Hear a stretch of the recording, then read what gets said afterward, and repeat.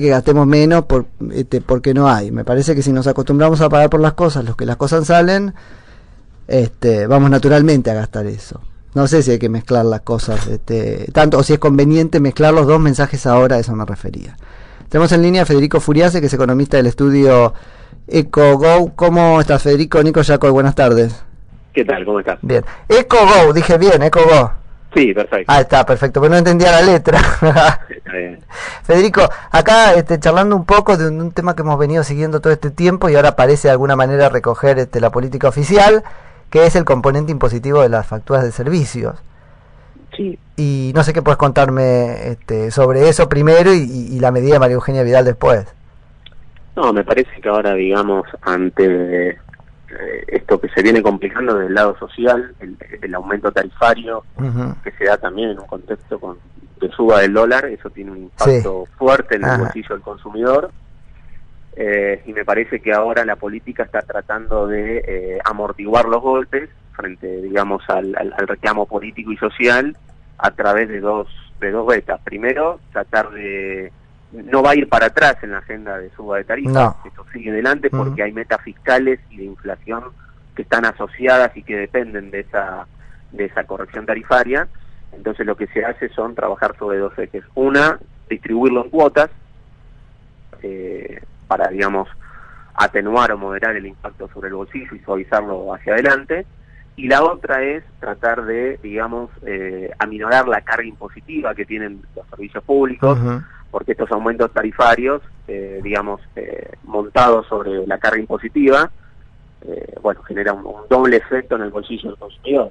Claro, ahora es una medida, esto es una interpretación más política que económica, Federico, pero no creo que haya problema en hacerlo. Fue más bien arrancada que otorgada a motu propio por el gobierno. Tuvieron que pasar 15 días de una sociedad que enfocaba en entender que había un componente impositivo en las facturas para que pasara. Y es un tema así, lo que pasa que, digamos, una cosa es lo que estaba preestablecido, que es el sendero de corrección tarifaria, electricidad y gas sobre todo, y queda transporte. Sí. Digamos, después salió sobre el tapete, digamos, el componente impositivo. Hay que tener en cuenta que el componente impositivo en los servicios de gas y electricidad van desde la zona de aproximadamente, pueden ir entre la zona entre el 27% al 37%, dependiendo de la tasa municipal. Claro. Esto tiene un componente 21% es IVA a nivel nacional, 5% es ingresos brutos, que es a nivel provincial, y después tenés un componente de tasa municipal a nivel municipio, que eso puede ir entre el 1 y el 10%. Claro. Lo que quiere hacer el gobierno es que este esfuerzo y esta distribución del costo de la suba de tarifas no provenga del lado del sector público nacional, es decir, con una baja en el IVA, porque tenemos un gobierno nacional que está muy comprometido en la baja de impuestos, sino que la mayor parte provenga de un esfuerzo de achicar ingresos brutos, que es un impuesto provincial, y las tasas municipales. Entonces ahora el gobierno está tratando de tejer alianzas políticas con los distintos gobernadores para que de ahí provenga el esfuerzo fiscal. Claro, el gobierno dejó un poco que sino a nivel provincial. Dejó un poco que la pelota creciera y se las tiró, la pelota de la demanda social, y se las tiró derechito a gobernadores e intendentes.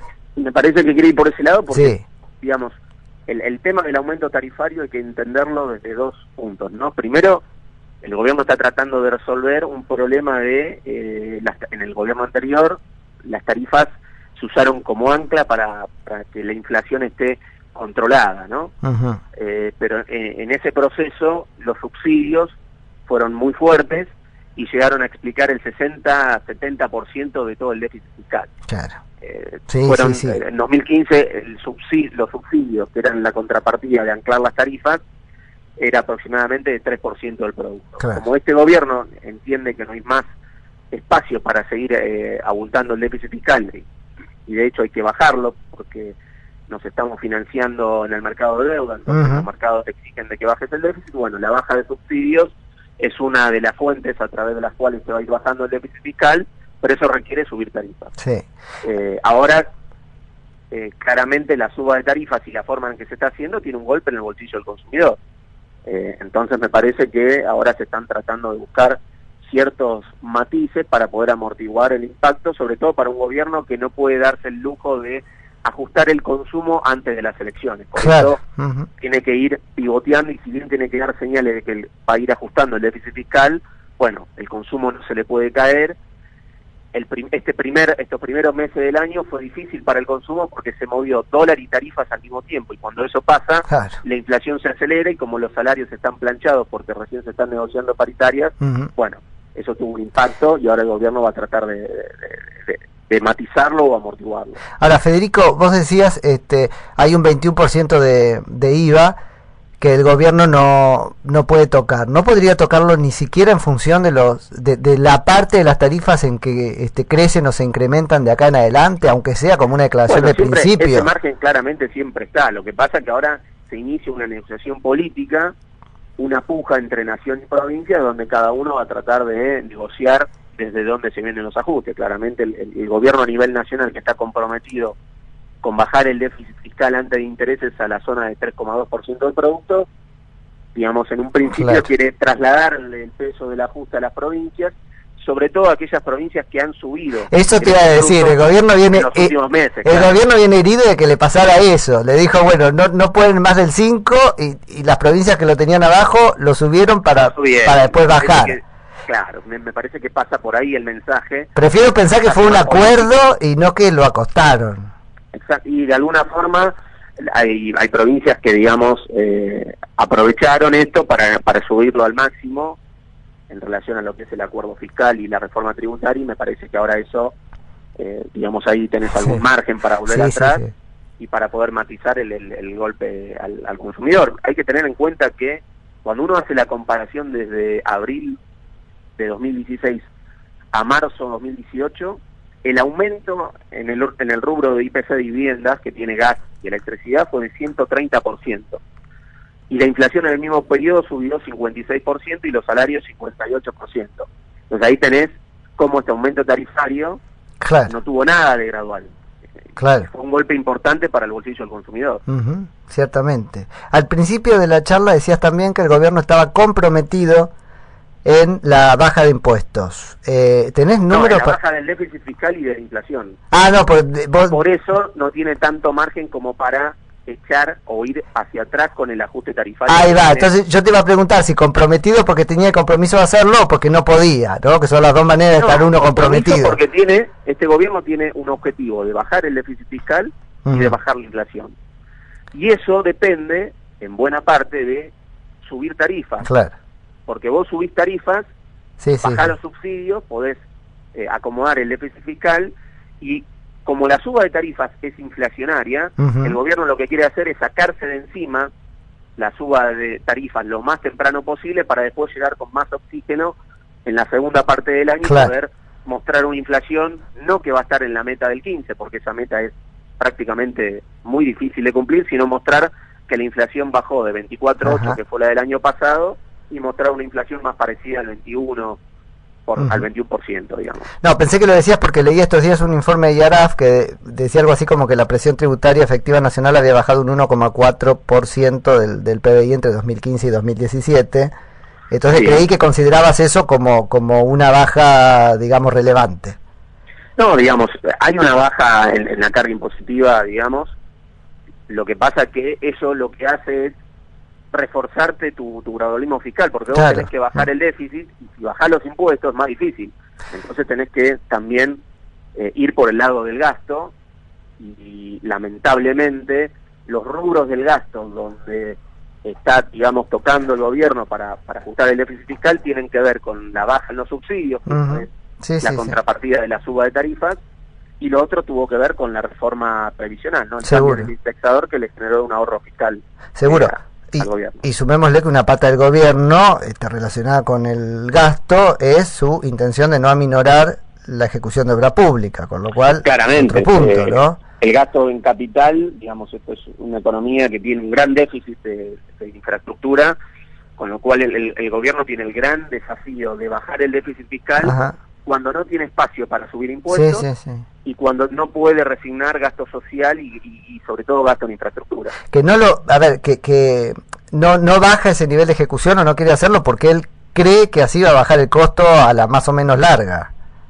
Claramente, digamos, la apuesta del gobierno es que mejorando la infraestructura podés mejorar la productividad de la economía, ¿no? Porque mejorás costo de logística, el costo de transporte. Y eso es así más allá que en la teoría, digamos, Federico. Eso sí, claramente Argentina tiene un problema de transporte y logística que tiene que ver con un problema de infraestructura. Entonces, lo que pasa que eso da resultado a mediano plazo. Claro. Son inversiones que llevan tiempo y los resultados van a ser a mediano plazo, pero claramente lo que tenés que hacer es aprovechar el mercado internacional para poder financiar. Claro.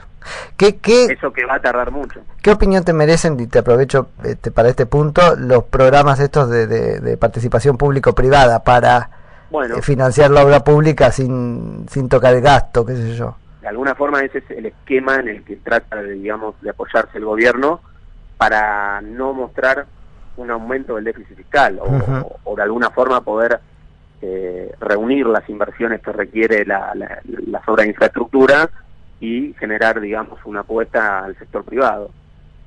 Que básicamente ¿en qué consiste? En rodearlo de condiciones, en hacer que los contratos se parezcan bastante a los contratos entre privados. El Estado renuncia a muchas de sus prerrogativas. Sí, en realidad lo que hace el gobierno es darle, digamos, algún espacio al sector privado para que intervengan los proyectos que tienen cierta rentabilidad futura. Y claramente, fíjate cómo todo está asociado, el dar señales de precios relativos, el dar señales de tarifas al sector de energía, electricidad y gas, bueno, de alguna manera... Sí, es lo que va a hacer que el éxito de los PPP, el sector privado va a venir si ve rentabilidad en el sector. Y esa rentabilidad exige dar señales de tarifas al sector de la electricidad y gas, que después terminan estrangulando el bolsillo del consumidor en el corto plazo. Por eso, digamos, no es fácil la agenda de pasar del consumo a la inversión. Requiere tiempo, requiere gradualismo y sobre todo requiere tener el financiamiento del mercado internacional para no hacerlo de forma rápida y poder aminorar con crédito el golpe en el salario real. ¿Por qué es pasar del consumo a la inversión? Porque esa es la matriz. El gobierno vos lo corres, explícame qué estás haciendo, es decir, cambiando la cultura económica de la Argentina para pasar del consumo a la inversión. Y porque, digamos, ya estás en un nivel de consumo que para poder seguir financiándolo necesitas aumentar la producción. Y para aumentar la producción tenés que aumentar la inversión. Argentina, pero también es con que yo haga un esfuerzo para... en relación a sus países vecinos. O sea, los países que crecen sostenidamente al 4%, como uno ve Corea del Sur, Chile, son países que invierten más y que exportan más que Argentina. Entonces, para crecer de forma sostenida en el tiempo y no seguir tirando de la cuerda del déficit externo, este déficit de la cuenta corriente externa, necesitas aumentar la inversión, y no solamente aumentar la inversión, porque en Argentina cuando aumentás la inversión tira muy fuerte de las importaciones al principio. Tenés que importar bienes de capital, bienes intermedios. Por la frontera, digamos, de producción. Exactamente, por la estructura propia y productiva de nuestra economía. Entonces, la inversión, para poder sostener un crecimiento de la inversión, necesitas que arranquen las exportaciones. Y para que arranquen las exportaciones necesitas darle rentabilidad a esos sectores. Entonces, sea, bajarle los impuestos para empezar. Bajar la carga tributaria, bajar la inflación. Para volver al principio de la charla, ¿viste? Es toda una sábana corta. Sí, claro. Esto de cambiar porque cuando lo escucho al gobierno decir eso, pienso también hay algo de cambiar del consumo a la inversión en lo que parece ser un cambio en las prácticas de consumo de nosotros los particulares. Digo, si pasamos de la Coca-Cola a la moto, de la moto al auto, del auto al departamento. Y bueno, eso tiene que ver, y eso está en línea con los incentivos de la macroeconomía. Fíjate que primero tenés, a diferencia del gobierno anterior, un esquema donde la tasa de interés es ya, digamos, trata de ganarle a la inflación. Entonces, ahí tenés algún incentivo para ahorrar local en vez de adelantar consumo. Ese es un primer punto. Después tenés el crédito hipotecario. Entonces, el acceso del crédito UVA hipotecario, uno puede acceder con cuotas mucho más bajas de lo que era el crédito tradicional tasa fija, cuotas de 6.000, 8.000 pesos mensuales para un crédito de 1.000.000 de pesos. Bueno, eso te puede en algún punto hacer un esfuerzo de otro tipo de consumo. Pensá que venimos de una cultura económica, digamos, donde los incentivos eran gastar ya mismo porque se devalúa, gastar ya mismo porque el dólar era blue y qué sé yo, gastar ya mismo porque entran a tu casa y te roban lo que guardaste.